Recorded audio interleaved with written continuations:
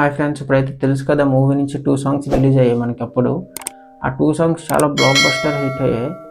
అందులోని 2 సిద్ శ్రీరామ్ గారు పాడిన సాంగ్ అండ్ మన సాయి కార్తిక్ గారు పాడిన సాంగ్ నిజంగా అల్టిమేట్. నిజంగా నాకు ఇప్పటికి చాలా చాలా ఇష్టం. ఇప్పటికి నా ప్లేలిస్ట్లో 1, 2 అవే ఉన్నాయి ప్రజెంట్ అయితే. ఇప్పటికొచ్చి దాన్ని బీట్ చేసే సాంగ్స్ ఇంకేం రాలేదు.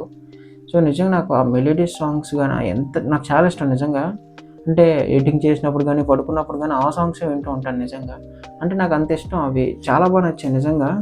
ఫస్ట్ తోటి నార్మల్ సాంగ్ అనుకున్నాను. తర్వాత ఇంకొక సాంగ్ రిలీజ్ చేసి 2 బ్లాక్ బస్టర్ చేయడం నాకు చాలా బాగా నచ్చింది. అండ్ ఆ 2 లిరికల్ వీడియోస్ బాగా నచ్చాయి నాకు. ఫుల్ వీడియోస్‌లో అంతేం అనిపించదు. ఎందుకంటే థియేటర్స్‌లో చూశాను నేను.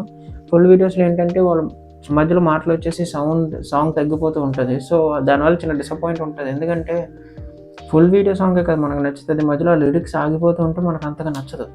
సో థియేటర్స్‌లో నాకు ఫుల్ వీడియో సాంగ్ కన్నా లిరికల్ వీడియోసే 2 బాగా నచ్చాయి. ఎందుకంటే అవి ఎక్కడ బ్యాక్ డ్రాప్‌లో ఆగకుండా ఉంటాయి. సో నాకు అది బాగా నచ్చింది. థియేటర్‌లో కొంచెం ఇప్పుడు ప్రతి సినిమాకి అలాగే చేస్తున్నారు. ఎందుకో అర్థం అవ్వట్లేదు. అలా తగ్గించడం కన్నా మొత్తంగా పెడితే మనం ఎంజాయ్ చేస్తాం కదా! మధ్యలో ఆగిపోతూ ఉంటే డిసప్పాయింట్‌గా ఉంటది కొంచెం. అండ్ అదొక్కటే తప్ప ఇంకేం లేదు. ఆ సాంగ్స్ నాకు ఇప్పటికి చాలా ఇష్టం. అండ్ అందులో ఆయన స్టార్ బాయ్ సిద్ధు గారు గానీ, రాశి ఖన్నా గారు గానీ, శ్రీనిధి శెట్టి గారు గానీ ముగ్గురు చాలా బాగా యాక్ట్ చేశారు నిజంగా. అండ్ మెయిన్ ఆ సిద్ శ్రీరామ్ గారు వోకల్స్ గానీ నిజంగా సాయి కార్తిక్ గారు గానీ నిజంగా చాలా చాలా చాలా బావుంటాయి. అండ్ ఇప్పటికి మన వైజాగ్‌లో 2 టైమ్స్ అయితే వచ్చారు సాయి కార్తిక్ గారు. ఫస్ట్ టైం నేను ట్రై చేశాను, ఎళ్ళలేకపోయాను. సెకండ్ టైం కూడా ట్రై చేశాను, అవ్వలేదు నాకు. అంటే పాసెస్ దొరికాయి, బట్ టైం లేక వెళ్ళడం అవ్వలేదు నాకు.